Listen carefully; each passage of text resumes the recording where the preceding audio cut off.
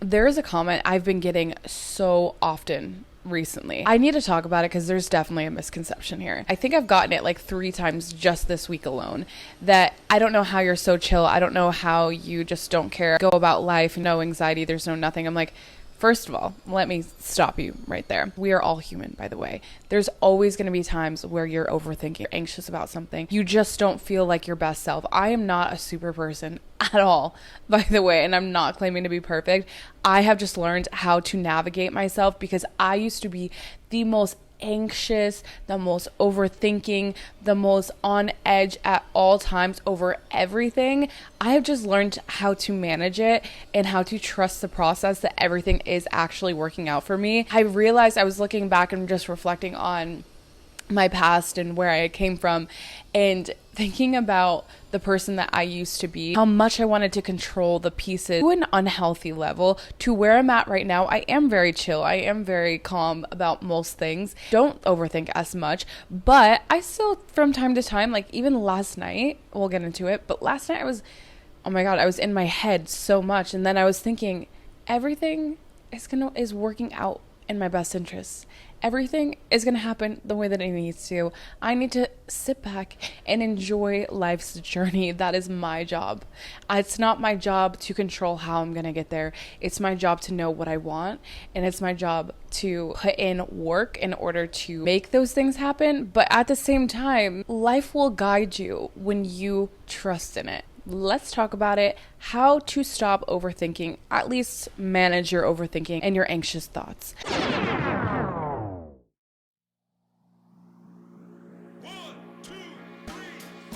Welcome back to another episode of Way Too Wifey. I'm your host, respectfully Gabby, and in this podcast we talk all things dating and relationships in this modern day. And if you are new here, hi, I'm Gabby. I'm an online dating coach where I help you transform your confidence to live your best lives inside and outside of relationships. You guys, we heal those abandonment wounds, those attachment issues, those overthinking, the ruminating about this person, the obsessive thoughts. These are all things that I specialize in, helping you become the best self. So when you do want that relationship that you deep down desire, it's the right kind of person that you're bringing into your life. It's not the person that's going to mirror your insecurities and mirror the trauma that you still have yet to fix. Once you fix that trauma, the people that come into your life, I can absolutely guarantee you are chef's kiss. The people that I was attracting when I was in my unhealed version of myself were the type of people that would walk all over me, the super avoidant men, the not willing to communicate or commit to a relationship. It was these shit men. And I understand that the dating pool nowadays is maybe not the best, but I think it's up to you to heal where you're at in your journey. And once you do that, there are people out there, by the way, that are also healed, that are willing to pour into a relationship, that are willing to work with you to make things work, that actually want the best for you. So once you think that you deserve it, I promise you things will come into your life. So let's shift your mindset together. Book a discovery call with me or a one-on-one session with me, whatever you feel more compelled to do. I also do matchmaking on the side. So please, if you ever have thought about doing that, I am here for you. We're going to get into it today. Last night, I was an anxious mess. Not an anxious mess. I don't even want to say an anxious mess. I was just overthinking about everything for really no reason at all. I think this past week I've just been a little bit anxiety, like, oh my God, I don't know why I'm here in Dubai. What am I doing? Did I make the right decision? Don't get me wrong, love Dubai. I think it's amazing. I really do. But long term, I don't know that this is my place. I don't know. I'm still figuring it out, giving me anxiety, wondering about the next steps. And for some reason, I feel like I'm supposed to be here for whatever reason. I just don't know why. And it's giving me more anxiety thinking about it. For some reason, this past week, multiple people have come to me. How do you not overthink so much? Or how are you not so anxious? Like, I don't understand how you're just so comfortable in relationships. First of all, I'm not. Like, I'm not gonna lie to you guys. I can be a mess sometimes. I think I'm much more healed than I was before. Some anxious thoughts that come up, but I know how to manage them much better.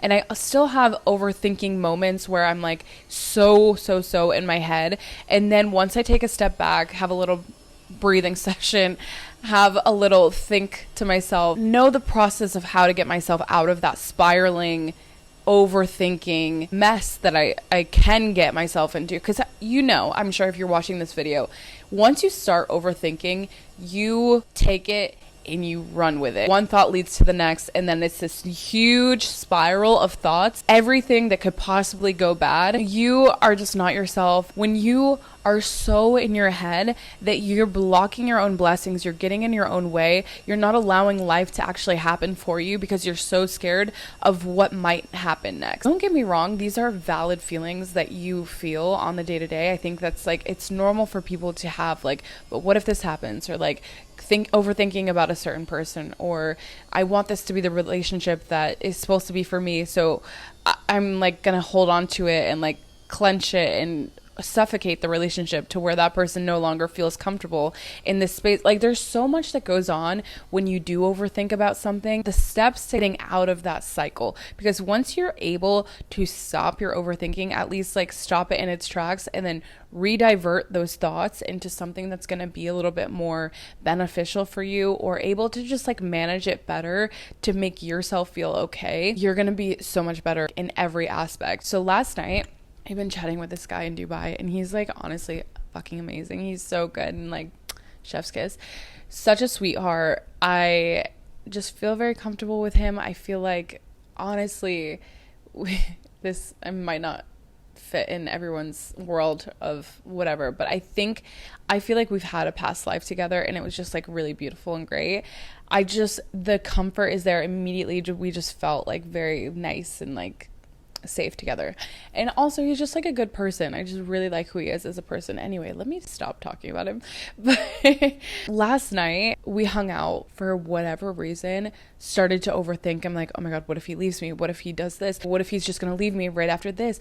And then there's like thoughts of, we are shared different religious thoughts, and I'm like, well, how is that going to work? Is he okay with this? Is he actually okay with this? Or he's just saying this? So many things were going through my head. And I'm like, I'm not even being present with him right now because I'm so far in the future. And I think when you start to overthink, two things: you're either living in the future or you're living in the past, neither of which exist. What you have right now is right in front of you. I just want to walk you through, I guess, my process of what happens when I do overthink, because it happens, okay? When that happens, and this could relate this to whatever situation that's on your mind and overthinking about. Like if you're overthinking about a certain relationship in your life, or you're overthinking about your career, your family, your friends, or like, oh my god, why did they do that certain thing? What does that all mean? Did they mean that maliciously? If you are in your head constantly, is going to help you get out of that loop, regardless of what the situation is. For me, I'm relating it to relationships specifically, but relate it to whatever area of life that you need it to be related to. When I get into these thoughts, the first thing that I will ask myself is, can I change the outcome of this and change anything about this situation to make it better, to make it feel like I feel better about this? For instance, in that situation where I was like super overthinking and like, oh my god, where is this going next?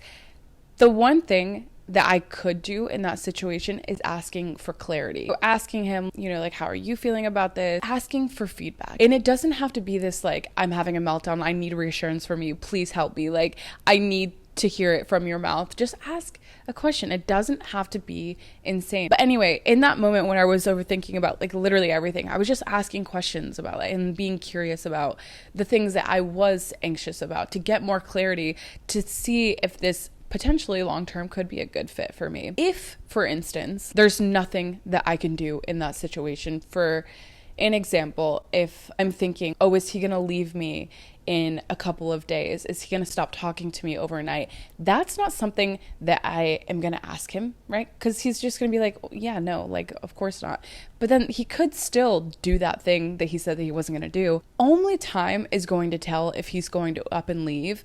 And if he does, that's not something that I can control in this very moment. It's not something that I can change. If he has the need at one point to want to walk away and leave this, then that's on him and he's okay to do that. At the end of the day, then that wasn't my person. But I think when you're in the moment of this spiraling, ask yourself the next set of questions. If you're not able to do anything about it in this very moment, ask yourself, what if that did happen? What if he did walk away? Would that be the end of the world? Have I gotten past that before? Obviously, you have in the past. I'm sure this has happened to you more than once, where someone has ghosted you or walked away or did whatever, left you kind of hanging. And if that happens, did you survive? Were you okay? Did you move on? Did you find someone else? Yes, you did. And you were fine. If that person, I know the feelings are there and you really love them or whatever, I mean, add it to your situation. You really love that job, that career, that person, whatever. If that were to disappear overnight, you would be able to survive it. But ask yourself the question of, what if that did happen? What if the thoughts that you were thinking and overthinking and have anxiety about, what if it did happen? And then don't stop there. By the way, the questioning does not stop there. If he did walk away, what would happen if he did walk away? Then you would move on and your life would go in a different direction and you would find someone else who actually was more suitable for you. What if that did happen? What if you did find someone else that was? And then just keep asking yourself, what if? And just follow down the pattern to where you're like, I will be okay if what happens in my head actually does happen, but it hasn't yet happened. So I'm not choosing to believe these thoughts that are made up completely in my head that haven't even happened yet. I'm not gonna sit there and be an anxious mess over thoughts that are untrue and unreal. Okay, it's just like, that's not where I'm choosing to put my energy. I'm choosing to put my energy into things that are actually going to be beneficial for me. So just having that bit of comfort to where you're asking yourself these questions, well, if that did happen, then I'll be okay. And everything will be fine. Then it wasn't meant to be. When we get into these thoughts, okay, what if he leaves? It feels like it might be the end of the world, but reality, it's not. Can you then take away something from that interaction that would be beneficial for you moving forward in your next relationship? Someone said this to me. When you have been basically damaged goods, you've been in multiple relationships where you were just torn down, beaten up, you just don't feel like yourself, just this really toxic relationships that you have on a continuous basis, or even not even relationships, just situationships, just people that you're interacting with. It's all of these people that continuously remind you that there's shit men out there. Looking at all of these people and you're like, oh my God, the dating scene just fucking sucks right now. It is so hard to get yourself out of that mindset to actually realize that there are great men out there. And I feel like the past couple of men that I have been like actually really talking to are really, really, really great men. If nothing else comes out of this, fact of the matter is that if this isn't for me, then he has definitely shown me that there are men out there that are going to treat me like a queen. And although I'm like, okay, well, the last one showed me that too. So if this one's not it, like, what am I doing here? But I think when you have such a traumatic past, all of those things build up to where you need a continuous thing to be like, okay, there are good men out there. And it's not just this one person that's going to make me feel this way. There are other men out there that are going to be of value to me, that are going to treat me right, that are going to make me feel nice and that I do trust. And there are good men out there. At the end of the day, there are great men out there. Sometimes you just need that reminder more than once that there are men out there that are like this. Stop having such a scarcity mindset that this is the only thing that's going to make you happy, because there are so many things out there that will make you happy. You just have to trust that they are out there. But anyway, certain people will unlock keys to your heart just for other people to walk in. This person is allowing me to let my guard down so much that I'm like, if this isn't it, at least he's like slowly opening my heart back up. And sometimes when you are in these really toxic patterns with so many people, your heart starts to get closed off. And sometimes you just need a couple people to make that door become fully open in order for someone, the right person, to step in at the right time. Trusting the process here, I think, is huge. You are overthinking. Let's recap. First, ask yourself, is there anything that I can do? Is there anything that I can change? And if not, am I able to trust the process? Am I going to be okay if those things that I'm thinking actually happen? And what would actually happen if those things did happen? Another thing I love to do is just talking with a friend, whoever you have to talk to. If you don't have anyone to talk to, I am here for you. Book a call. Let's do it. I'm here for you.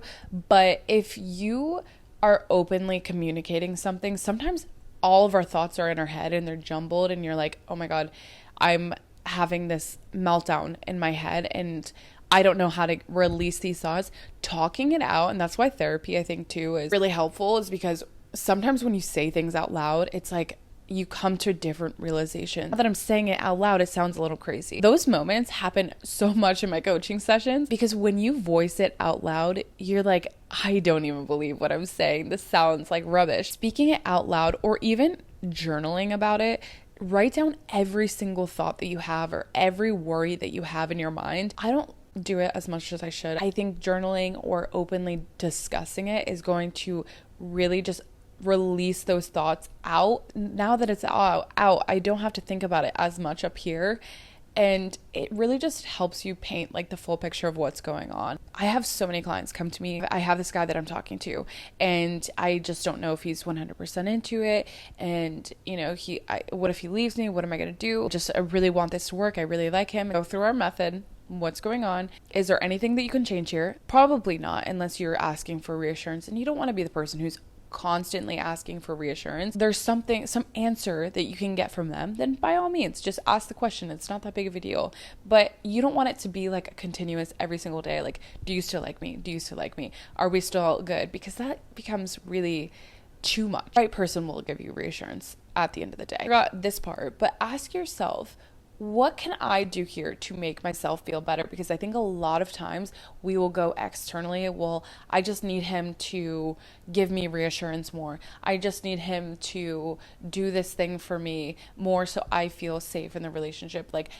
I need him to commit to me. I need him to marry me. I need him to give me a baby so I feel comfortable in this relationship that he can't leave me. Let's take a step back. What do you really need for yourself? Stop looking externally. What do you need internally to make yourself feel better? Sometimes it's like, okay, I just need to sit with myself for 10 minutes and just release all of the thoughts that I have and sit down with myself and walk through the process. Give yourself advice as what you would give your friend. If your friend was coming to you with those same thoughts, what would you tell your friend? And then why is it so hard for you to not believe that advice? Ask yourself what you really need. Sometimes it's just, I just need to be by myself. Sometimes it's just, I need to hang out with my friends and like make myself feel better. Sometimes it's, I need to go for a walk. I need to take a couple breaths.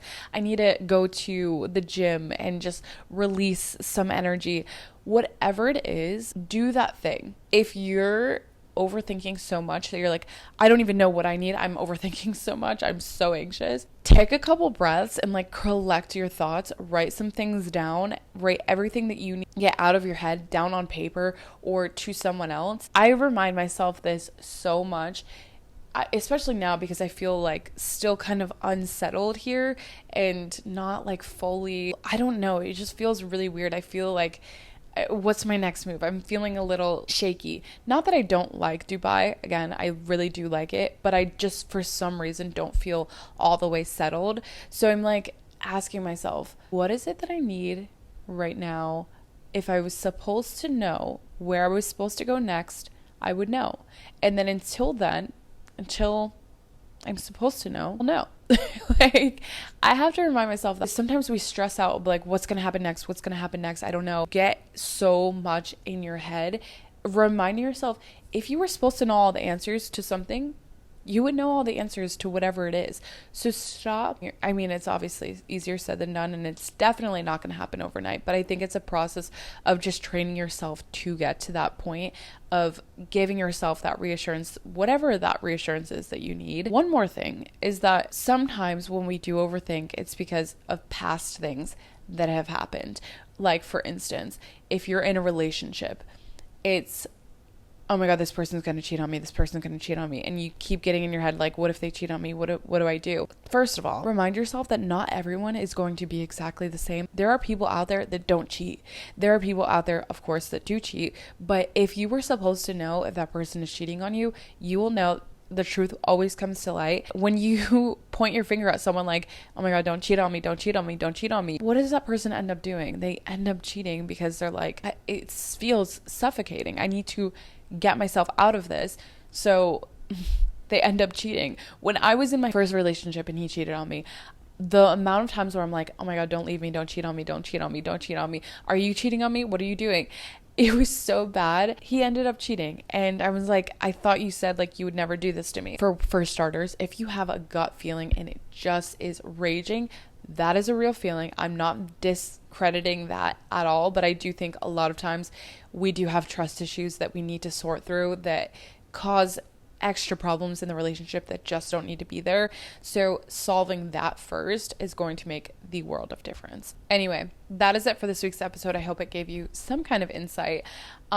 Again, this is such a process. It's not going to happen overnight. You have to continue to put in the work in order to feel better about the thoughts going through your head. I promise you, if I can get there, you can definitely get there. I was a psychopath before, not a psychopath, but I was crazy. I was always anxious, especially in relationships.